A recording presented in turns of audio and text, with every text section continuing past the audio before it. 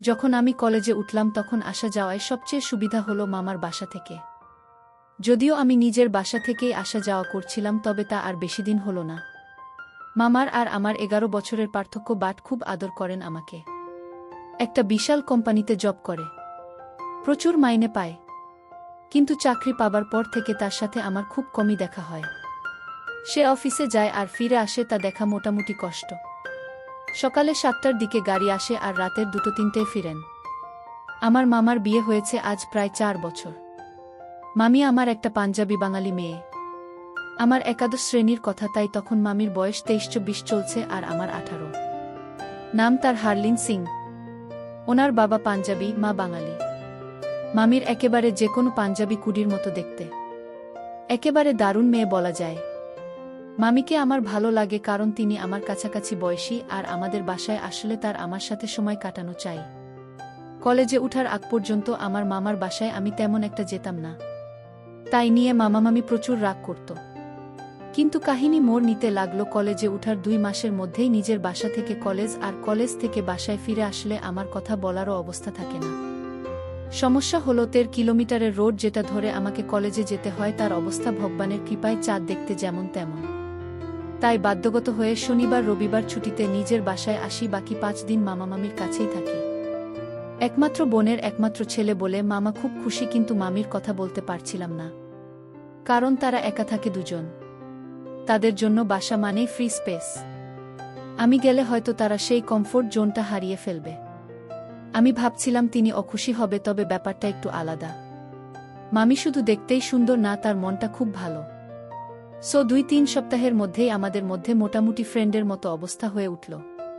তার সবচেয়ে বড় কারণ, তাকে সপ্তাহে 5 দিনই একা থাকতে হয়। বলতে ভুলেই গেছি, মামি তখন 5 মাসের গর্ভবতী। তাই মামিও একা বাসায় আমাকে পেয়ে ভালোই মেতে উঠেছে। আমাদের মধ্যে আরও একটা ক্লোজ সম্পর্ক আসে ননভেজ খাওয়ার কারণে। আমাদের পরিবার শাকাহারী, মানে আমাদের মাংস খাওয়া নিষেধ। কিন্তু কলেজে উঠার পরেই বুঝতে পারলাম এটা তো মহা ভুল। Chicken shawarma, grill, roasted mutton, জালালা কাবাব, মাটন বিরিয়ানি, ফ্রেন্ডরা যে এমন নেশা লাগানো, এটা নিয়ে কি বলবো। একদিন বন্ধুদের সঙ্গে জমিয়ে মাটন শর্মা খেয়েছিলাম। বাসায় ফিরে আসার পর মামি দরজা খুলে দিল। মামির পেট এখন ফুলে গেছে। মামিকে কেমন আছো জিজ্ঞেস করে জুতো খুলে রেখে নিজের ঘরের দিকে যাব, তখন মামি বলল, এদিকে আসতো দিহান, আমিস কিছু বলবা মামি। মামি আমার হাতটা ধরে গন্ধ নিল। আমি বুঝে গেছি এক বিশাল ঝড় আসতে চলেছে। মামিক কোথায় থেকে আসছো? আমিস কেন? মামি কলেজ থেকে ফিরছি। মামিক আসার পথে ভুল করে কোনো কিছু খেয়েছো? আমিস মাথা নাড়ালাম না ওরে। মামি আমার হাতটা আবার নাকের উপর ঘুরিয়ে নিল। মামিক কয়লাতে পোড়া মাটন খুব মজা হয়েছে খেতে, তাই না? আমি খাইনিতে মামি। মামিক তাহলে কোনো মেয়েকে খাইয়ে দিয়েছা? গার্লফ্রেন্ড নিশ্চয়ই। আমিস না না মামি, এমন কিছুই না। মামিক থাক বাবা, আমাকে না বললেও চলবে। তোমার সাথে কথা বলে লাভ নেই হু। আমি একটু দেখি জিজ্ঞেস করে দিদি কিছু জানে কি না। আমিস বলিও না প্লিজ মামি, ভুলে খেয়ে ফেলেছি, আর খাবো না। আম্মু জানলে আমার সাথে কথা বলবে না।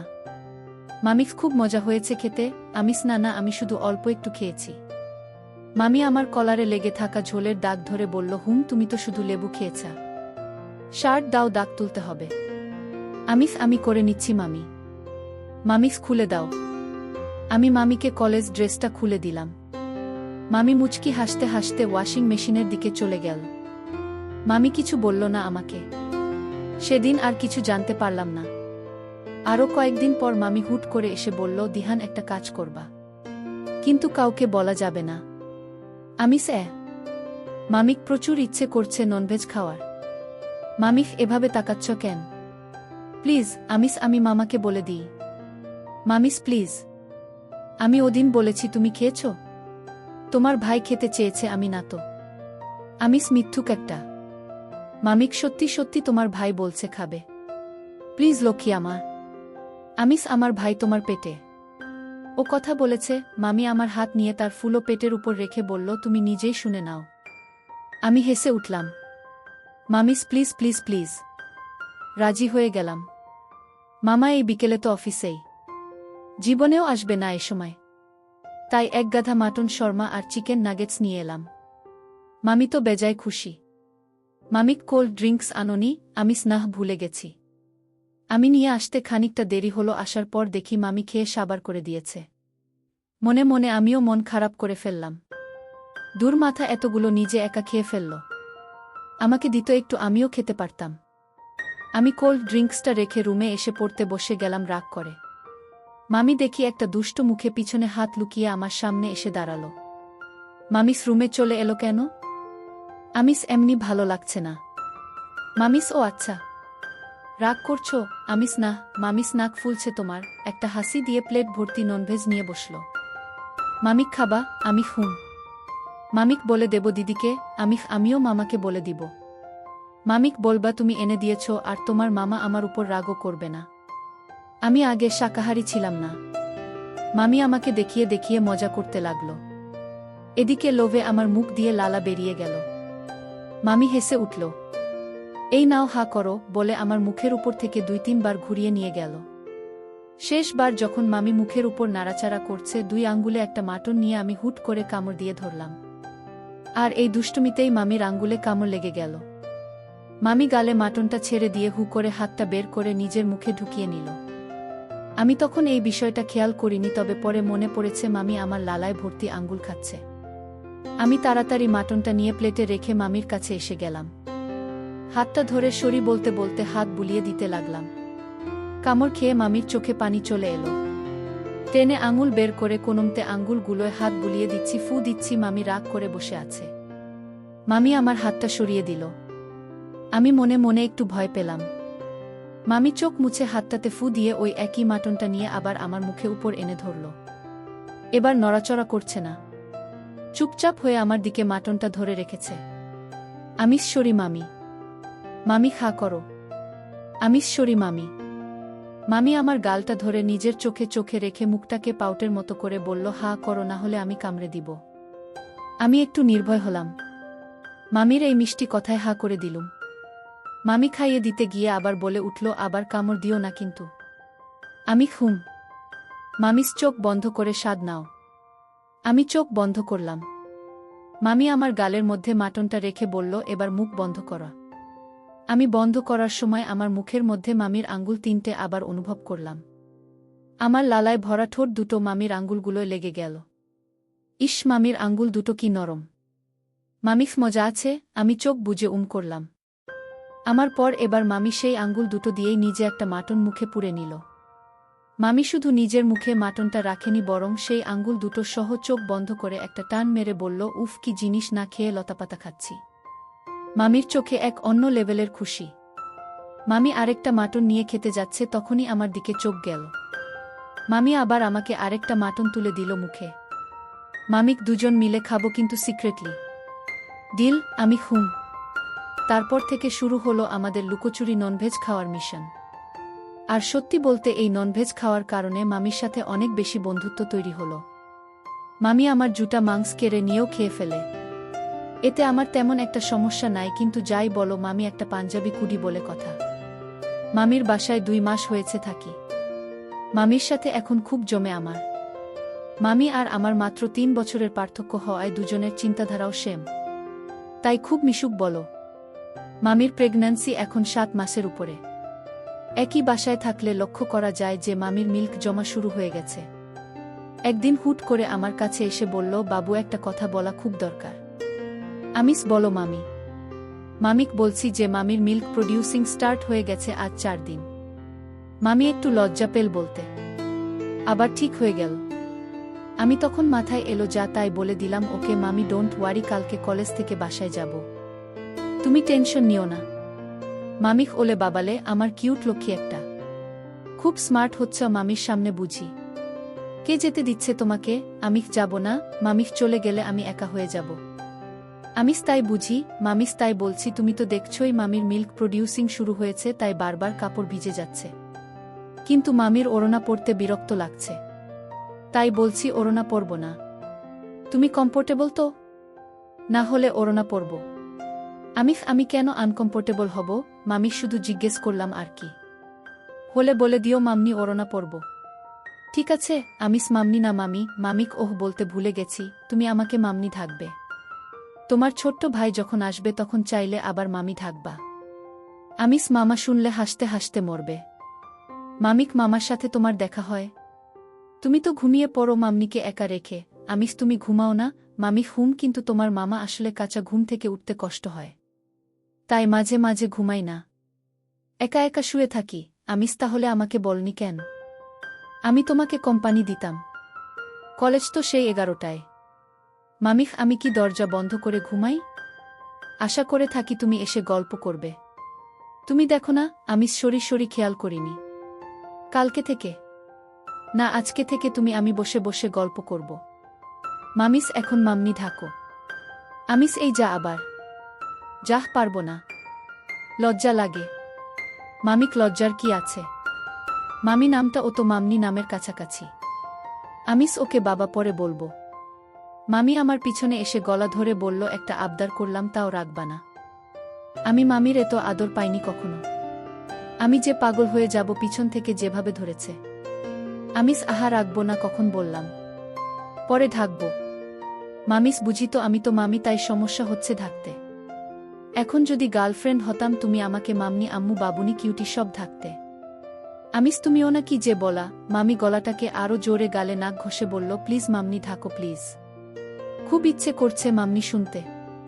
আমিস পরে ঢাকি। মামি আমার গালে কামড় দিয়ে বলল প্লিজ মামনি ঢাকো, না হলে গালটা কামড়ে খেয়ে শেষ করে দিব। গার্লফ্রেন্ডের জন্য কিছু রাখবো না। আমিস এখন না মামি। মামি হামি দিয়ে বলল একটু ঢাক দাও মামনিকে। দাও না এমন করছো কেন? আমিস ওকে মামনি। মামি খুশি হয়ে আরো হামি দিল। একটা নয়, দুটো নয়, তিনটা দিল। মামিক থ্যাংক ইউ মাই বেবি। এরপর থেকে মামি আমার কাছে কামড় দিবে আর বলবে মামনি থাকতে। আর রাতে দুজন মামা আসা পর্যন্ত একসাথে থাকি, হয়তো আমার রুমে, না হলে মামির রুমে। প্রেগন্যান্টের 8 মাসের কাছেই মামির অবস্থা খারাপ হয়ে উঠল। সাইজ বেড়ে গেছে। মামি অসহ্য হয়ে উঠল কারণ তার বুকটা বারবার ভিজে যাচ্ছে। আবার একদিন গালগল্পের মধ্যে মামি 2বার ড্রেস চেঞ্জ করল, তবুও ভিজে গেল বুকটা। আমিও তার কাছে বসে বসে গল্প করছি। মামিস অসহ্য লাগছে দিহান। একে তো সারাক্ষণ কাপড় নষ্ট হচ্ছে, তার উপরে আজকাল ব্যথা করছে মিল্ক জমে জমে। আমিস কালকে ডাক্তার দেখাতে গেলাম, ও কিছু উপায় দিল না। মামিস তুমি কি ভিতরে ঢুকো আমার সাথে? একা একা ডাক্তারের থেকে কি পরামর্শ নিব? আমিস ডাক্তার তোমাকে চেক করে না? আমি থাকলে কি ভাববে? মামি বুঝেছি। কালকে ওভারসাপ্লাইটা বন্ধ করতে ওষুধ দিতে বললাম, কিন্তু বলল যে এতে সমস্যা হতে পারে। বলল নিজে নিজে বের করতে। কালকে আর আজকে নিজে নিজে করেছি, কিন্তু এখন ওগুলো ধরলেও ব্যথা লাগছে। আমিস দাঁড়াও, তাহলে একটা বাবু খুঁজে দিব, তাকে খাওয়াতে পারবে। মামিক মামনিও তাই ভাবছি। একটা বাবুকে খাওয়াতে হবে। আমিস কিন্তু নিজের বাবু তোমাকে দেবে কে? মামিক আমার একটা বাবু আছে, সে খাবে। আমিস কিন্তু ও তো এখনো তোমার পেটে। মামিক আমি এই বাবুর কথা বলছি। মামির আঙ্গুল আমার দিক করা। আমিস দূর পাগল। মামিক ব্যথা লাগছে আর তুমি হাসছো। আমিস আমি কিভাবে খাবো? আমি তো ছোট না, তোমার থেকে অল্প একটু ছোট। মামিক বোকা সাজো তুমি আমার সামনে। মামনির কষ্ট হচ্ছে তাও নেকা। আমিস আহা আমি বড় না। মামিক তুমি বড় হলে কি হয়েছে? আদর করি, প্রচুর ভালোবাসি, তাই বললাম। অন্য কাউকে বলেছি আমিস সো সুইট অফ ইউ মামি। কিন্তু মামি তুমি কি বলছো জানো? মামিক প্লিজ লক্ষ্মী আব্বু আমার। মামনির ব্যথা করছে, তুমি তো দেখতেই পাচ্ছ। আমিস কিন্তু মামিক তোমাকে কিন্তু বিন্তু খুঁজতে হবে না। মাম্মিকে সবসময় তুমি হেল্প করো, এবারও করবা। এত লজ্জা পাচ্ছ কেন? আমিস মামি আমি মামিক জানি না। তুমি আমার লক্ষ্মী আব্বু, তুমি ছাড়া আর কাউকে আমি দেখতেও দিব না, আবার খাওয়াবো তাকে। আমিস তুমি 3 বছর বয়সে থাকতে আমাকে জন্ম দিয়েছা। আব্বু থাকছ। মামিক আহা আদর বুঝো না। আদর করে ঢাকি, খাওয়াবো, তাই আব্বু ঢাকলাম। একটা কথা জানো, খুব মিষ্টি কিন্তু মামনির মিল্ক। আমিস দূর, আমাকে বাথরুমে যেতে হবে এবার। মামি হেসে উঠল, বলল ওটা ওটার জায়গায় পড়ে থাক। মাম্মি কিছু মনে করবা না। আমিস তোমার খারাপ লাগছে না? মামিক প্রতিদিন সকালে তুমি তো ঘুমে থাকো, কিন্তু তোমার জিনিসটা দাঁড়িয়ে থাকে। আমি তো রোজ মালসি দিয়ে ঢেকে দিই। এ আর নতুন কি? এখন তুমিই বলো, তুমি মামনিকে কষ্ট করতে দিবা নাকি হেল্প করবা? আমিস তুমি মামাকে বা আম্মু বলবা নাকি? মামিখ আমাদের মধ্যে মামা আম্মুকে আনছো বুদ্ধু। আমি রাজি হয়ে গেলাম। মাম্মি আমাকে সাথে সাথে বিছানায় নিয়ে গেল। মামিক চোখ বন্ধ করা। আমি চোখ বন্ধ করে আবার অনুমতি পেয়ে চোখ খুললাম। ঝুলে গেছে ভরে। আমিস মাম্মি এগুলো এমন দেখতে কেন? মামিখ অসুন্দর দেখতে তাই না? আমিস না না তা আমি কখন বললাম? বলছিলাম যে মামিস গর্ভবতীদের এমন হয়ে যায়, পরে আগের মতো সুন্দর হয়ে যাবে। তাছাড়া ভরা তাই এমন লাগছে। মামির কাছে ছবি আছে, পরে দেখাবো, তোমার খুব পছন্দ হবে। আমিখ সরি মাম্মি। মামিখ ইটস ওকে, একটু খেয়ে নাও, এবার না খেলে কিন্তু গড়িয়ে পড়বে। পরে মাম্মি সময় দিব, তখন দেখো মন ভরে। আমি এগিয়ে গেলাম। মামি আমার মুখের উপর তুলে দিল। আমি কয়েকটা টান দিয়ে 2 ঢোকের মতো গিললাম। মামিক কেমন খেতে? আমিস খুব মজা মাম্মি। মামি আমার মুখ থেকে বের করে নিল আর বলল, তুমি তো খাবানা বলেছ, থাক খেতে হবে না। আমি সেটা ধরে মুখে নিয়ে একটানে কতগুলো খেয়ে বললাম, জানো না খেতে সময় বাবুদের জ্বালাতে নেই, আমি কিন্তু কাঁদব। মামি হেসে উঠল, ওকে ছোট্ট বাবু, খাও, খুব খাও। আমি আস্তে আস্তে খেতে লাগলাম আর মামি আমাকে বাহুতে মাথা রাখতে দিল। অন্য হাতে মাথায় হাত বুলিয়ে দিতে দিতে খাওয়াতে লাগল। 4-5 মিনিটে মামির একটা খালি করে দিলাম। মামিক ভালো ছেলে, এবার ওটাও খালি করে দাও। আমি অন্য পাশে এসে ওটাও খেতে লাগলাম। কি জানি ইচ্ছে করে একটা হালকা পাতলা কামড় বসিয়ে মামির চোখের দিকে তাকালাম। মামি চোখ ছোট ছোট করে মুখটাকে একটু কেমন জানি করে তাকিয়ে আছে। প্রায় 2 সেকেন্ড পর আমাকে ধীরে বলে উঠল, আও। আরও 2 সেকেন্ড পর, দুষ্ট বাবু। আমি সব খেয়ে শেষ করলাম। মামিক, উফ, ছোট্টদের থেকেও দুষ্ট তুমি, তবে হালকা লাগছে। বুকটা একদম খালি করে দিলে লক্ষ্মীটি আমার। মামিক, এবার কি করবা করা। আমিস, তোমার খারাপ লাগবে না আমি ওগুলো নিয়ে দুষ্টুমি করলে? আমিস মাম্মি, বাথরুমে যাব। মামিক, আহা, চুপচাপ শুয়ে খেলা করো, শুধু খালি বাজে ধান্দা তোমার। আমিস, আচ্ছা একটা কথা জিজ্ঞেস করি? মামি, হুম। আমিস, তুমি মামাকেও খেতে দাও? মামিক, এগুলো তো তারই। আমিস, তখন কি করবা যখন আমি কলেজে যাব বা বাসায় যাব? মামিক, তখন নিজে খাবো। কি আর করা। আমিস, তুমি খেতে পারো? মামি খেয়ে আমাকে দেখালো। আমি হেসে উঠলুম। আমি এখন গিয়ে বুঝতে পারলাম মাম্মি চাইলে নিজেই খেতে পারে, কিন্তু তাও আমাকেই খাওয়াচ্ছে। মামির সিজারের মাধ্যমে বেবি হলো। দুজনই খুব সুস্থ। মামি ওর নাম রাখল রিহান। আমি দিহান আর ও রিহান। 1 মাসের মতো আমি নিজের বাসায় ফিরে আসি, তখন মামির বৌদি আর মা মামির সাথে থাকবেন। আমাকে ফোন করে ফিরে আসতে বলল তাড়াতাড়ি। 8-10 দিন পর বৌদি আর মা চলে গেল। আমি বসে বসে আড্ডা দিচ্ছি, মামি আমাকে দাঁড়াতে বলল। আমি দাঁড়ালাম। মামি দাঁড়িয়ে কাছে টেনে ধরল আমাকে। আমিও কাছে টেনে ধরলাম। মামিক, সেই কবে থেকে তোমাকে কাছে টেনে ধরতে ইচ্ছে করছে? আমি আজ প্রথম মামিকে হামি দিলাম। মামি প্রথমে একটু মুখ তুলে অবাক চোখে তাকালো, আবার একটুতেই খুশি মুখ করে আমাকে হামি দিল। মামিস 6 মাস লাগলো একটা দিতে। ভিতু, মামি গলায় হাতগুলো টান টান ধরে করে বলল, খাবা? আমিস, এখনো খেতে দিবা? মামি, হুম। আমিস, রিহানের কম পড়বে না? মামিক, নাহ, পড়বে না। আমার 2টো বাবু আছে, 2টো বাবু খেতে পারবে। তুমি তো জানোই মাম্মি, তোমার জন্যও রাখি। আমিস, ইস মাম্মি, তুমি আমাকে সবসময় জ্বালাতে এসব বলো তাই না? টপটা খুলে নাও। আমিস, মামি। মামিস, জ্বালাবো না বাবা, শুধু খেতে দিবা। আমিস, কি খেতে দিবা? মামিস, ইস কি ফাজিল, বুঝি না মাম্মি কি খেতে চাও। আমিস, কি খেতে চাই? আমিস, এগুলো এত কিউট কেন? মামিস, কিউট জিনিস কিউট হবে না তো কি হবে? মামি হেসে উঠে খেতে দিয়ে বলল, মজা করছা? চলবে। আমিস, চলবে। মামিখ, আজে বাজে চিন্তা করলে কান কেটে দিব, দুষ্টু ছেলে আমার। আমিস, উফ, বাথরুম থেকে আসি। মামি আমার চোখে বড় বড় চোখ করে বলল, মাম্মিকে কল্পনা করে হাতের কাজ করবা? আমিস, কি যে বলো মাম্মি। না মামিস, তাহলে মাম্মির কাছে থাকলে শুধু বাথরুমে যেতে চাও কেন? এরকম করলে জীবনেও আদর করব না, শুধু শুধু কতগুলো বাবুকে টয়লেটে ফ্লাশ করে দিবা। আমি হেসে উঠলাম। মামিস, ইস কি ফাজি ছেলেরে বাবা, সব বুঝে ফেলে। মামি, কলেজ কেমন চলে? আমিস, ভালোই। মামিক গার্লফ্রেন্ড খেতে দেয়? আমিস, গার্লফ্রেন্ড নাই। মামিক, এত ভারী সমস্যা। গার্লফ্রেন্ড বানাও মাম্মি, কি সব দেব নাকি? কিছু কিছু জিনিস গার্লফ্রেন্ড দিবে। আমি ঠিকই বুঝতে পেরেছি মামি কিসের কথা বলছে। আমিস, গার্লফ্রেন্ড আবার কি দেবে? মামিক খেতে দিবে। আমিস ও আচ্ছা, কিন্তু এখন হুট করে কোথায় পাই গার্লফ্রেন্ড বলতো? মামিক চেষ্টা করো দেখ। আমিস ঠিক আছে, কিন্তু হাতের কাছে তুমি আছো, তুমিই হয়ে যাও গার্লফ্রেন্ড। মামি এটাই শুনতে চায়, আমি জানি। শখ কত মামিকে গার্লফ্রেন্ড বানাবে। ভয় করে না আমিস, ওটা তো হবু গার্লফ্রেন্ড অলরেডি জানে। মামিস এই দুষ্ট ছেলে, মামনি বুঝি তোমার হবু গার্লফ্রেন্ড? আমি হুম পার্মানেন্ট বানাতে চাই। হবা মামিস শখ কত? আমিস প্রপোজ করব। মামি গলায় রাখা হাতগুলোকে আশকাট্টি মোচড় দিচ্ছে। মনে হয় ভাবছে। বলল, না থাক, লাগবে না, এমনিতেই পটে গেছি। গার্লফ্রেন্ড হব, কিন্তু কাজ হবে আরও পরে। সেলাই একদম শুকিয়ে যাক তারপর। আমিস সত্যি বলছো? মামিক তোমাদের দুই ভাইয়ের দিব্যি। মামি রাতে বাবুকে ঘুম পাড়িয়ে আমাকে ঢাকতে এলো ডিনার করবে বলে। দুজন ডিনার করে টিভি অন করলাম। মামা এখনো আসেনি। মামি পাশে বসেছিল, কিন্তু আমাকে সোফার কোনায় আধা শোয়া করে নিজে মাঝখানে মাথা রেখে দিল। আমি দুষ্টুমি করতে শুরু করে দিলাম। মামিক এই দুষ্ট হাত দিচ্ছে কেন? আমি একটু খেলবো তাই। মামিস এগুলোতে তোমার মামার। আমিস, কিন্তু তুমি তো আমার। মামিস, আহা নেকা। আমি তোমার কখন হলাম? আমি তুমি আমার না। মামি, হুম তোমার। কিন্তু আজই তো জিএফ হলাম। আজই নিয়ে যাবা?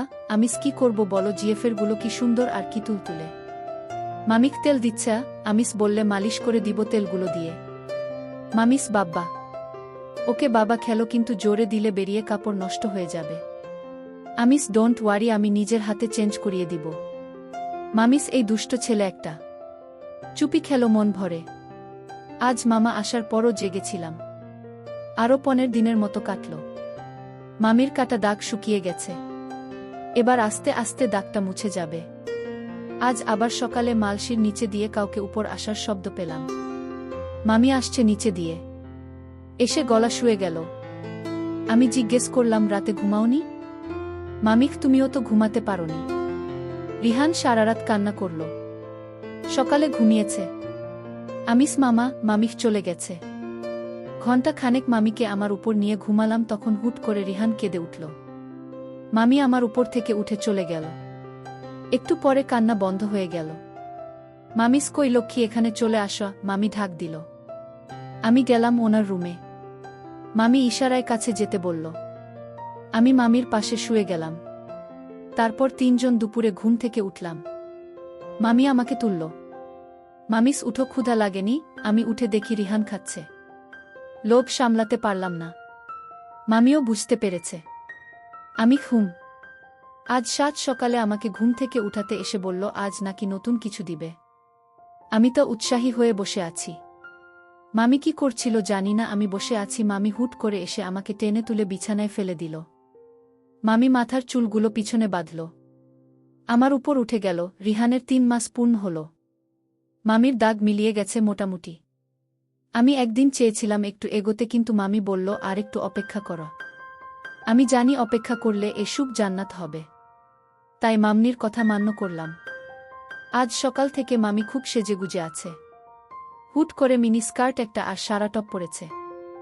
আমি ওকে বাসায় এমন দেখি না। বাবুকে ঘুম পাড়িয়ে আমার কাছে এলো। হাত ধরে বলল, আজ সব হিসাব বুঝিয়ে দিব।